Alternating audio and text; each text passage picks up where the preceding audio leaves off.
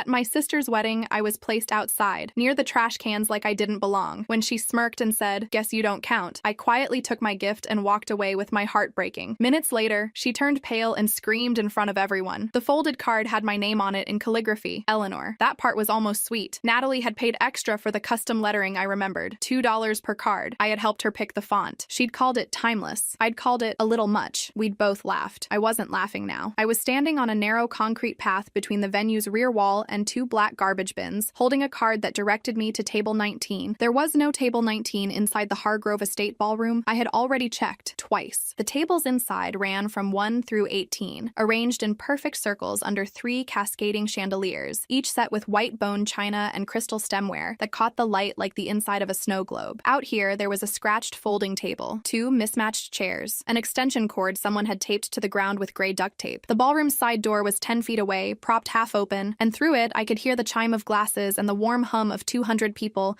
who didn't know I existed at this particular wedding. The October air smelled like dead leaves and something industrial from the kitchen exhaust vent above my head. I was wearing the dress I'd bought 3 months ago. Navy blue, midi length, structured at the shoulder, the kind of dress you wear when you want to look put together without trying to compete. I had not been trying to compete. I had been trying to show up for my sister. That was my first mistake, not the last. Natalie appeared in the doorway at 6:14 p.m. I know the exact time because I had just checked my phone, trying to decide whether to call someone, text someone, do anything other than stand next to a trash bin at my sister's wedding. Her dress was ivory with a cathedral train. Her hair was pinned with real gardenias. She looked, I will admit, stunning. She also looked like she'd won something. "Oh," she said, stepping toward me with the careful tread of a woman who had practiced walking in heels on grass. "You found it?" I looked at her for a moment. "You put me outside." Her smile didn't waver. If anything, it sharpened at the edges, the way a knife looks different when the light catches it right. "We had to make cuts. Inside is for people who matter." She tilted her head, a gesture I'd watched her perfect since we were teenagers, the one that made her look sympathetic even when she wasn't. "Guess you don't count." I looked through the glass doors. My father was standing about 15 feet away, near the cocktail hour bar. He was watching us. When our eyes met, he picked up his drink and turned to face the room. My hands were very still. That's what I remember most. Some part of my brain had apparently decided that the appropriate response to this moment was total physical calm, even as something deep in my chest was caving in like a sinkhole. I looked down at the gift I was holding. A velvet box, burgundy, tied with ivory ribbon. Inside was our grandmother's diamond tennis bracelet, the one Natalie had begged for at every Christmas and birthday since she was 14. The one Gran had quietly pressed into my hands 2 months before she died, with no explanation, just a look that I understood without needing translation. I thought about the woman who had placed that bracelet in my hands. I thought about the weight of it. Then I walked to my car. Natalie called after me. "Eleanor! Eleanor!" The refined voice cracked a little. "You're leaving over a seating arrangement?" I didn't answer. The gravel crunched under my heels. The chandeliers glittered through the glass behind me. And somewhere in that ballroom, a drive I had personally prepared was already inside the AV system, loaded and waiting. Let me tell you how we got here. My name is Eleanor Voss. I am 31 years old. I hold a master's degree in financial forensics from Georgetown University, and for the past 4 years, I have worked as a compliance analyst for a mid-sized regional bank, which means, in simple terms, that I spend my professional life finding money that has gone somewhere it shouldn't have. I am telling you this not to brag. I am telling you this because it is the reason Natalie's plan had a flaw she never saw coming. Natalie is 3 years younger than me. She and I grew up in the same house in suburban Maryland, raised by 2 parents who loved us in very different ways. My father, Dennis, was an engineer, precise, conflict-averse, the kind of man who optimized everything in his environment except his personal relationships. My mother, Carol, died when I was 19 and Natalie was 16. Ovarian cancer. 11 months from diagnosis to the end. It was fast, and none of us came out of it intact. Grief does strange things to families. Ours, it fractured along existing fault lines. My father and Natalie folded into each other. I went quiet. I got scholarships. I finished my undergrad, started my master's, built a life with the controlled, slightly airless efficiency of someone who has learned that the floor can disappear at any moment. Natalie got loud. Natalie got charming. Natalie got very, very good at crying in front of people. I want to be careful here because I don't want to make her sound like a cartoon villain. She wasn't. Not entirely. We had good years. There were Christmases I cherish. Inside jokes that still make me laugh despite everything. She could be genuinely funny. In the sharp, sideways way our mother had been. She had her own grief, her own damage. The loss of our mother at 16 is a wound I wouldn't wish on anyone, and I have never stopped understanding that some of what Natalie became grew in the soil of that. But she also had a pattern I'd spent years trying not to see too clearly. The pattern worked like this. Natalie identified what she wanted. She positioned herself as deserving it, not through effort, but through need, through charm, through a particular talent for making the people around her feel that saying no would be an act of cruelty. And then, once she had what she wanted, she moved on on without looking back, because looking back would require acknowledging that someone had paid a price she'd never intend to repay. I had watched her do it to friends. I had watched her do it to my father, who bought her a car at 22 after she totaled mine, which he framed as generosity, and which I had needed to sit very quietly in a room to process without screaming. I had watched her do it to Griffin, honestly, though that is a more complicated story, and I had told myself for years that it wasn't aimed at me specifically, that it was just who she was, that she wasn't malicious so much as permanently calibrated to her own center of gravity. I was wrong about that. Not about the pattern was real, but about whether I was exempt from it. No one is exempt from it. The call came 10 weeks before her wedding. Ellie, she only used my nickname when she wanted something. I need a favor. She was marrying a man named Griffin Cole, marketing director, mid-30s, the kind of handsome that looks better in photos than in person. I'd met him 4 times. He seemed fine. He seemed to find Natalie's intensity charming in the way people do before they've lived with it for a full winter. The favor was the slideshow, a sentimental video for the reception, baby photos,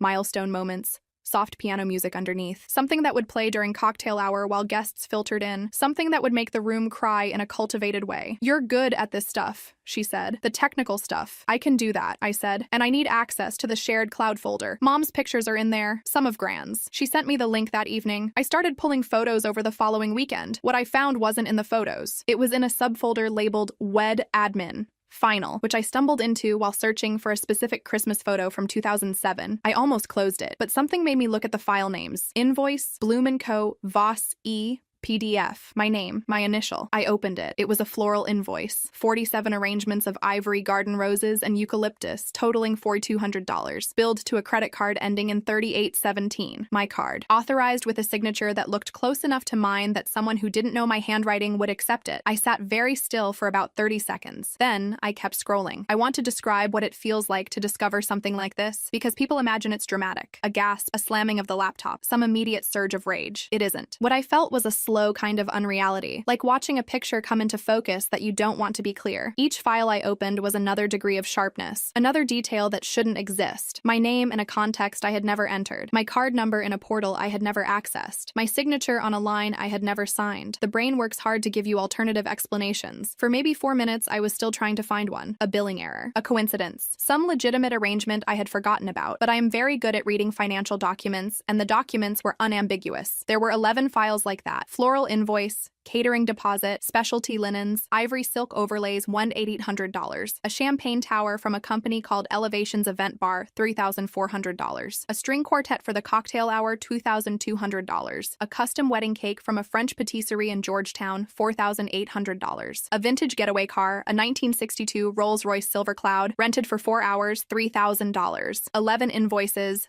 6 different vendors, 1 credit card. Mine. The total, when I added it up 3 times to be sure I wasn't making an error, was $38,240. My hands had started shaking by that point. Not dramatically, just a fine, persistent tremor, the kind that comes when your nervous system is working very hard to process something your brain is refusing to accept. I called my bank's fraud department at 9:17 p.m. on a Saturday night. The representative, a calm woman named Priya, who sounded like she'd heard stranger things, confirmed that the charges had posted over the past 4 months. The first one appeared in June, a deposit to Bloom & Co., and $200. The next 2 weeks later, they had all been authorized digitally through a payment portal that accepted scanned signature images, my signature, scanned from somewhere. "We'll begin a dispute process," Priya told me, "but I want to be transparent. If there's a party who had access to your personal information and executed this through legitimate vendor channels, it becomes a legal matter rather than a bank fraud matter. You'll need documentation." I already knew what documentation I needed. I'd spent 4 years finding exactly this kind of paper trail for a living. I downloaded every file in the folder. I screenshot every invoice, every vendor confirmation, every email thread I could access. I saved it all on 2 flash drives, one blue, one red, which I happened to have in my desk drawer from a work conference last spring. I backed everything to a secure cloud folder with 2-factor authentication that had nothing to do with Natalie. Then I did something I'm not sure I can fully explain. I went to sleep, not because I wasn't devastated, not because I wasn't furious, but because I've worked in financial forensics long enough to know that the most dangerous thing you can do with evidence is act on it immediately, when your hands are still shaking. I confronted Natalie 3 days before the wedding. I drove to her apartment, a bright, expensive place in Bethesda that Griffin's salary paid for, and I sat across from her at her kitchen table with my laptop open between us. I pulled up the invoices. sentences. I put them in chronological order. I need you to explain these to me, I said. She looked at them for a long moment. Then she looked at me, and then she started crying. Not the soft, sad tears she deployed for sympathy. This was the other kind, the sharp, pressurized kind that comes from anger at being caught. You went through my files. You gave me access to your folder for the slideshow, not to, she gestured vaguely at the screen, investigate me. Natalie, $38,000. It's not like that. She wiped her eyes with the heel of her hand, smearing mascara. I was going to pay you back. After the wedding, when things settled down, you used my signature on legal documents. It was easier than asking. You would have said no. I stared at her. You're right. I would have said no, because $38,000 is roughly my emergency fund, my student loan buffer, and my car replacement fund combined. She looked away. Her jaw tightened. You're single.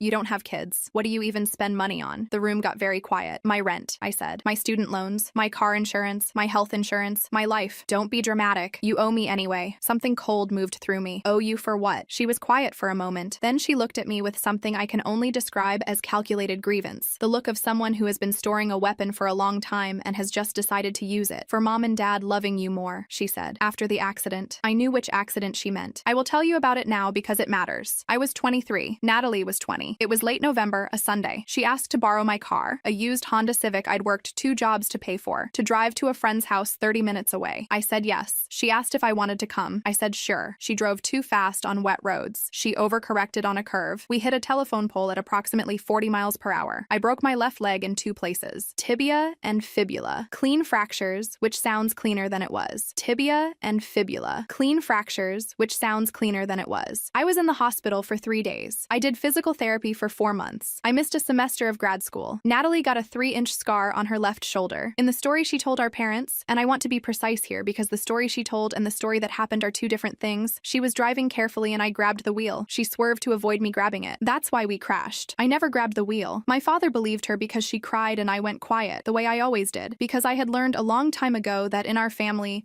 volume was currency, and I was always running at a deficit. So when she sat at her kitchen table and told me I owed her for our parents loving me more in the aftermath of an accident she'd caused and then reframed, I did something I hadn't done in a long time. I laughed. Not because it was funny. My body just didn't have another option in that moment. It had run through rage and sorrow and disbelief and landed somewhere past all of them, in a place where the only thing left was the absurdity of being charged for surviving. I'm going to file a police report, I told her when I stopped. I'm going to dispute all the charges. I'm going to forward everything to my attorney. She stared at me. You're going to do all that and still come to my wedding? I haven't decided about the wedding, but I had. I'd decided in the hospital parking lot, actually, sitting in my car after the conversation with Priya. I'd decided because I had built something in that cloud folder. And it wasn't finished yet. Let me tell you about the people who helped me. The first was Marcus Webb, my attorney. Marcus is a civil litigator with 14 years of experience and the kind of practiced calm that comes from watching people destroy each other in document review for a decade and a half. When I called him the Monday after I found the files, he listened to me for 20 minutes without interrupting. Then he said, "Send me everything tonight. Do not confront her until I've reviewed it." I had already confronted her, I told him. "Then send me everything anyway," he said. Marcus filed for an emergency civil injunction on Friday, 2 days before the wedding, to preserve my ability to reclaim funds and prevent the vendors from releasing final services until the financial dispute was resolved. He also drafted a letter to the 6 vendors explaining the situation. Most of them, to their credit, responded within hours. The champagne company, Elevations Event Bar, called Natalie directly. That, I imagine, was an interesting conversation. The second person was Detective Rosa Alvarado of the Montgomery County Police Department, Financial Crimes Unit. 12 years on the force, 8 of them in fraud investigation. She was assigned to the case on Thursday morning after I filed the police report Wednesday night. She was thorough, methodical, and she asked better questions than I expected, including one I hadn't considered: whether Natalie had access to any of my physical documents.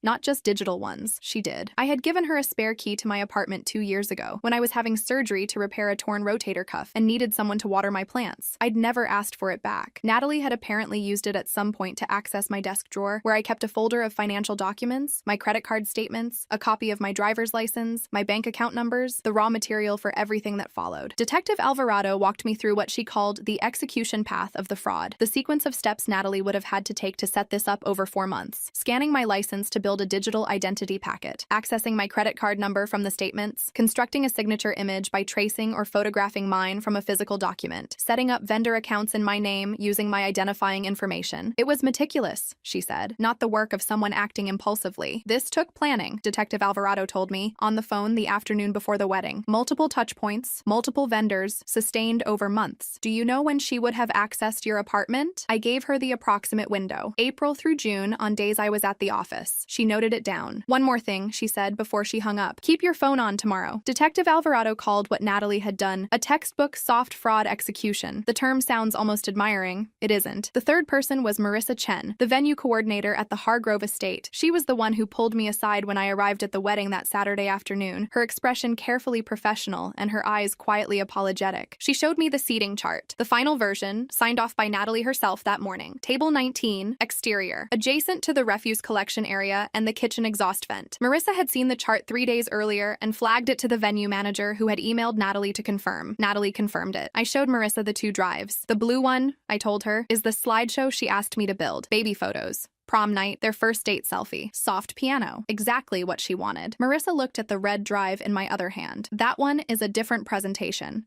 I said. Vendor invoices, bank statements, signed documents with my forged signature. 12 minutes of financial evidence that tells a complete story. I paused. It's set to play automatically, but it only needs to play if Natalie follows through on that seating chart. Marissa was quiet for a moment. The ballroom noise drifted through the half-open door. Someone was laughing very loudly. Someone was tuning a violin. She approved this seating arrangement herself, Marissa said carefully. This morning. Called it the final arrangement. Then I think we both know which drive goes in. Marissa looked at me for a long moment. She was probably 35, with the focused competence of someone who had spent years managing other people's most emotionally volatile days and had developed an excellent radar for whose chaos was manufactured and whose was real. She took the red drive. I found table 19 at 6:09 p.m. I stood next to the garbage bins in my navy dress, and I read my name in calligraphy, and I felt, for a moment, the full weight of 31 years of being my father's quieter daughter, my sister's more forgettable half, the person who was always just slightly easier to set outside. Natalie came out at 6:14. She smiled like she'd already won. She said, "Guess you don't count." My father watched through the glass doors and then looked away. I took my grandmother's bracelet, the one Natalie had spent 20 years coveting and would not be receiving tonight, and I walked to my car. She called after me. "You're leaving over a seating arrangement?" I drove to the far end of the parking lot and turned off my engine. The Hargrove Estate has floor-to-ceiling windows along its east wall. If you park in section C and look at the right angle, you can see directly into the ballroom. I had noticed this when I scouted the venue 3 weeks earlier, while building the slideshow, while gathering the material for the other one. I sat in my car and I watched the chandeliers. I watched the white roses. I watched 200 people in formal wear moving through the warm light,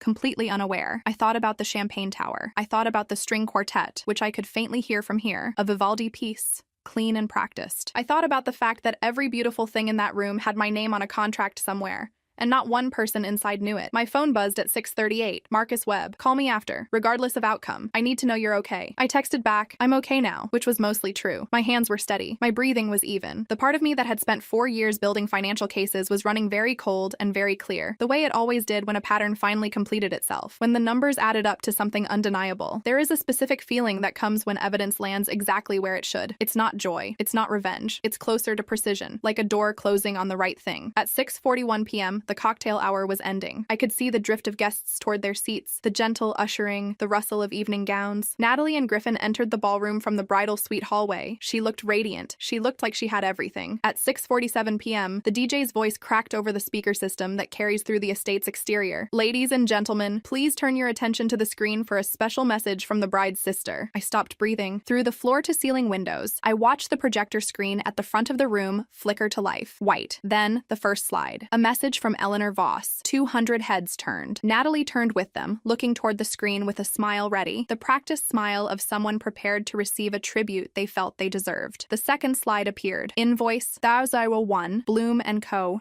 floral design. Authorized signature, Eleanor Voss. Amount, $4,200. The smile didn't disappear all at once. It fell in stages, the way a building doesn't collapse from the top but from the foundation, one load-bearing assumption giving out after another. Invoice, Duskurhausen 2, Hargrove Estate, catering deposit, authorized signature, Eleanor Voss. Amount, $7,400. I watched her go still, the kind of still that isn't calm. Invoice number 3, Elevations Event Bar, champagne service, authorized signature, Eleanor Voss. Amount, $3,400. Griffin said something to her. I couldn't hear it through the glass. She didn't respond. Invoice Dasha Arzaz 04. Silk and table. Premium linen service. Authorized signature Eleanor Voss. Amount $1,800. She turned from the screen and I watched her scan the room, the ballroom, the doorways, the crowd of 200 people reading what she had done. Her mother-in-law was in the third row. Her college roommates, her co-workers, the women from her book club, the people she had performed for, expertly, for years. Invoice the Barisaz 05, Maison Fontaine Patisserie, custom wedding cake, authorized signature, Eleanor Voss, amount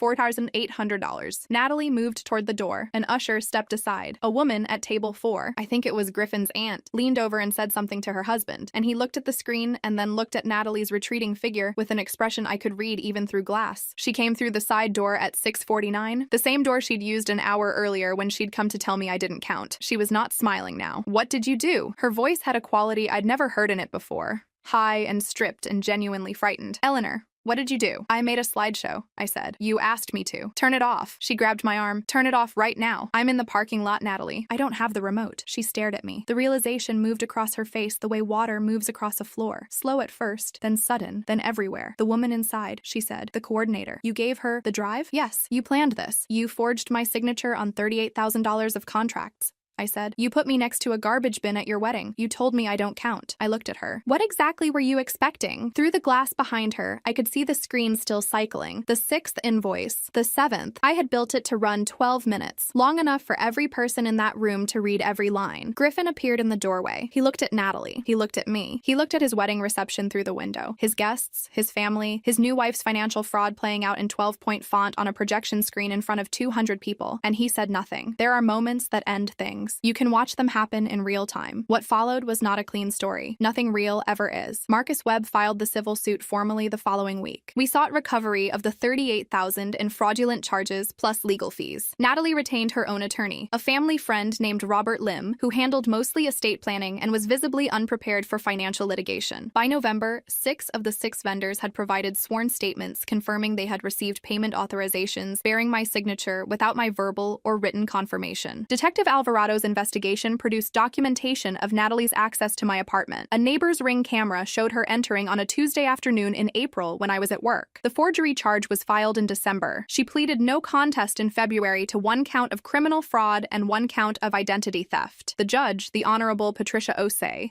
sentenced her to 18 months of probation, community service, and full restitution. Judge Osei, I was told, had been particularly unimpressed by the wedding slideshow detail, which appeared in the police report, and which Natalie's attorney had the misfortune of trying to characterize as a private family dispute. Forging a signature on a legal document is not a family dispute, Judge Osei said. I wasn't there for the hearing, but Robert Lim relayed it to Marcus, who relayed it to me, and I wrote it down. My father called me once, the week after the wedding. We spoke for 11 minutes. He said he didn't know what to say. I told him I didn't need him to say anything. What I needed, I said, was for him to have seen what was happening and said something then. 3 years ago, 10 years ago. The night of the accident when I was in a hospital bed and Natalie was crying and he chose the easier story. He didn't have an answer for that. I don't know what happens with my father. That one is still pending, in the way some things are. Not resolved, not entirely broken, just open. Griffin filed for an annulment in January. He cited the fraud and the fundamental misrepresentation of character, which is a legal way of saying that that one is still pending, in the way some things are. Not resolved, not entirely broken, just open. Griffin filed for an annulment in January. He cited the fraud and the fundamental misrepresentation of character, which is a legal way of saying that the person he thought he was marrying was not the person he married. I felt no particular satisfaction about this. I also felt no particular guilt. Some consequences aren't punishments. They're just the shape of the truth. I still have the bracelet. I wore it to Marissa Chen's end-of-year event in December. She coordinates charity fundraisers in the off-season, and she invited me, and I went. She told me, over wine, that she had been asked by Natalie's attorney if she could be held liable for facilitating the slideshow. Marissa's own attorney had a 3-word response that I will not quote here, but which apparently ended that inquiry permanently. I wore it on a Tuesday in February to Judge Osei's courtroom, in a seat in the gallery where Natalie could not see me. I wear it sometimes on ordinary days, on the train, at the the grocery store. It's a simple thing. Round diamonds, platinum setting, old-fashioned in the best way. Our grandmother bought it for herself in 1971, the year she started her own accounting firm, with money she had earned alone. She knew something about paperwork, about proof, about the particular patience of a woman who has decided to make her case on the record rather than in the room. I think about her sometimes, in the months since everything happened. I think about the look she gave me when she pressed that box into my hands. I think about what she knew, at 83, about the people in our family, and what she chose to leave where. Some things skip a generation. Some things get placed with care. I am still quiet. I am still precise. I still go a little airless in moments of crisis. Still pull back when I should perhaps push forward. I am working on it. That's not a triumphant note, I know. It's just true. But I was at the window when the screen lit up. I was in the parking lot when she came out without her smile. I was there when she finally looked at me, really looked, and understood, for the first time, that quiet doesn't mean absent, that careful doesn't mean weak, that the person you set outside with the garbage might be the one who's already been inside.